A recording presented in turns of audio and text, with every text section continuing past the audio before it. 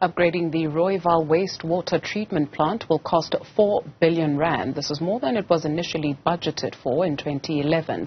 Director General in the Department of Water and Sanitation, Dr. Sean Phillips, says the plant has not been treating sewage properly. We're now joined by Professor David Everatt from the Wits School of Governance to take a look at municipal infrastructure and some of the problems that are plaguing the country where that is concerned. Thank you very much, Prof, for your time this afternoon. So President Cyril Ramaphosa visited the community of Hammanskraal yesterday, and he told people that the Rooiwal wastewater treatment plant was built back in 1950, and since it has not been maintained, it has not been expanded. He also mentioned that it's going to take some 3 years to actually get it done properly. When you hear those words from the head of the Republic, it should tell you what? It should tell you that, on the one hand, the irony is that the ANC government, after 1994, has done an amazing job in terms of road, water connections, ironically, electricity, tarring roads, doing all sorts of things. But it seems that the more we research this, it seems that things kind of held together largely until 2010, the FIFA World Cup, in which we were tied by so many international legal treaties that there was not a lot that could go wrong. From the time that the World Cup ended, we really lost control over these kinds of investments. So 259 million, I think, was set aside for Rooiwal a few years ago. It's just disappeared and gone. It's just not good enough to say nothing has happened since 1950. We have to be maintaining the assets we've got. And no politicians like maintenance, because politicians like cutting ribbons, whether they're MMCs, MECs, or the president. They like photo opportunities. And if you're sending someone out to clean a sewage plant, there's not much of a photo opportunity. And so I think what's happened is there's kind of the eye. We've taken our eye off the ball. Very large project budgets get passed, but the projects themselves never get completed. And that becomes the way in. So we keep throwing money at the problem, but the problem remains.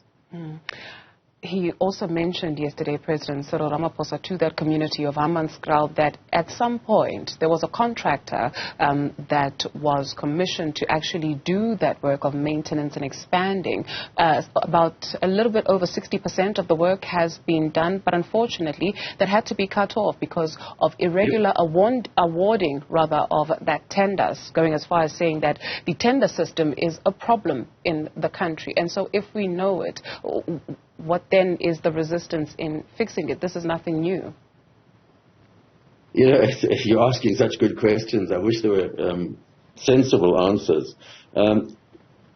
You're right. I mean, in almost every case where we have a collapse of infrastructure, if you go back in time, the problem is well known, whether it's Rooiwal or anything else. Eskom is a great example. People know exactly what the problem is. They know exactly what the solution is. They allocate resources to fix it, and then it's all fall down. And that seems to be, it's not just, it can be a wrongly awarded tender, but it can also be to a consortium or a company that simply fails to do the work, steals some money, declares bankruptcy, and you go back to square one and you start all over again. And I think in so many places where communities have been left with sewage running down the streets, no water, etc., there have been hundreds of millions of rands invested in fixing exactly that problem, but the problem, as I said before, remains because it's much easier to eat the money than it is to do the work. And I think part of the problem that national government has in particular, and where the president is speaking from, is they don't have control over local government. Local government is an autonomous sphere of government. It makes its own decisions. So it's fairly easy to say, oh, the tender system is at fault. But that could be an expression of, oh, I've got no power to intervene here. I can't actually tell Trani, in this case, what to do, because they are autonomous and they'll do what they want to do. So I think you have quite a lot of moving parts, but ultimately it leaves the president, frankly, quite powerless. A scary thought, Prof, because he also mentioned that to your point of Eskom that there was a failure on the part of government to build new stations and to maintain the ones that are there, even going as far as making an example about if you don't service your car naturally, it will break down. But we oftentimes hear this narrative that you need to professionalize the public sector. How do you professionalize corruption or this not awarding of tenders irregularly? It's one thing to professionalize the public sector, but cleaning it up, especially when you say that the president has no power.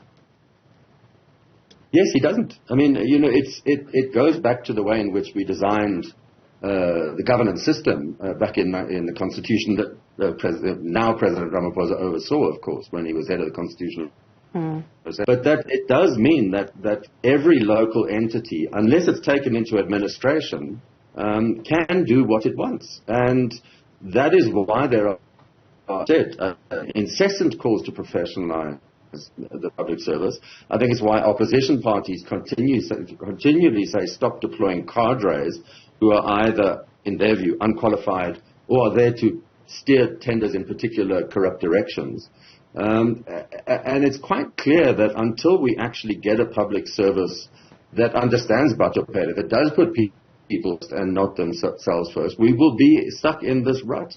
Because, a few years ago, Barbara Creasy, when she was MEC for Finance in Gauteng, started this practice of opening tenders in public so that you can't play funny games with the paperwork and slip little things in and take things out.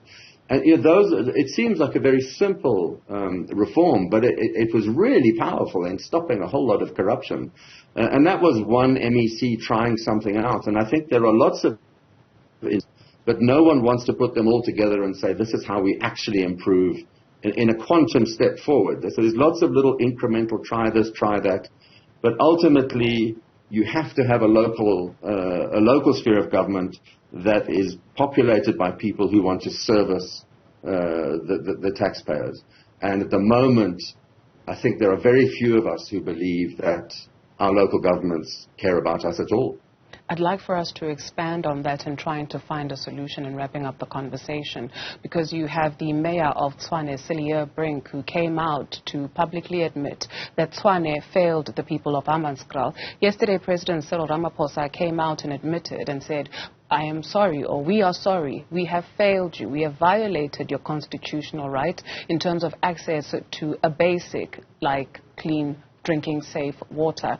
And so, if these failures are acknowledged, and it's not the first time, what then needs to happen to change the system? Can we take a page from somebody else's book in terms of best practice in other countries where it is working properly, where basics are provided to the population?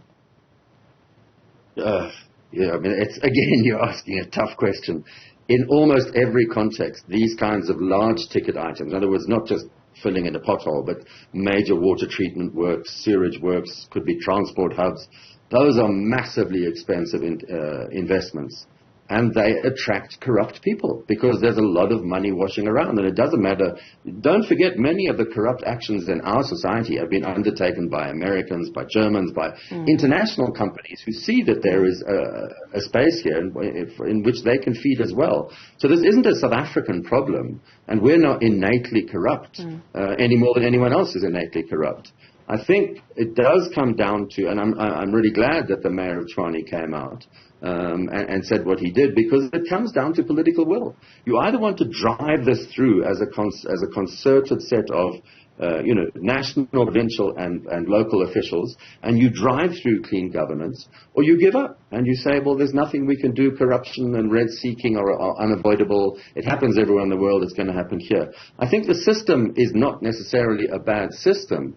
It's the people and the way they operate it that are really the problem. And I think, as I said earlier, the fact that no sphere can interfere in any other sphere's business means that we've got to be able to create very transparent ways in which tenders are opened, in which tenders are assessed, stop the ability. For example, you can stop a tender just by pulling one page out so that when it goes to the photocopier for the tender committee to look at it, the budget's disappeared. That tender loses. You have to, it literally, it's as simple as that.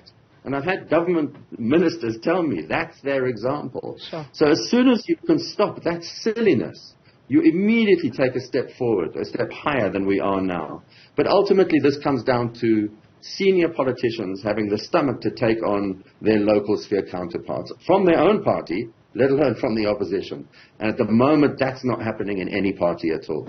Yeah, Prof, it's very easy to go down the rabbit hole of depression is a strong word, but I don't even know the word, right? Because you just sigh to express the word. But surely there are some officials in the public sector who are doing an amazing job. And so maybe in the same breath, can we shine a light on those who actually wake up and put Batupeli?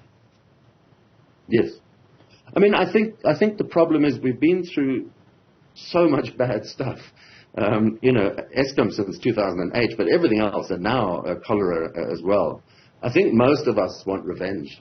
We want to really find the people who are corrupt and cut their heads off and put them on pikes outside the town hall. And I think a change of strategy is to reward the people who are doing really good work. And stop there. You can just reward people who, as you said, there are some amazing public officials who work tirelessly, some of whom end up, of course, being assassinated, but who are endlessly trying to work on our behalf. And the more we can reward those people and highlight good behavior, I think we've got a lot better chance of a return on investment from that than endlessly trying to find the one or two bad apples or more and punish them. It's our nature to want to punish. But I think we may be better off rewarding people who are doing good work and encouraging them to do better and to lift others with them. Makes sense. Thank you very much, Prof, for your time this afternoon.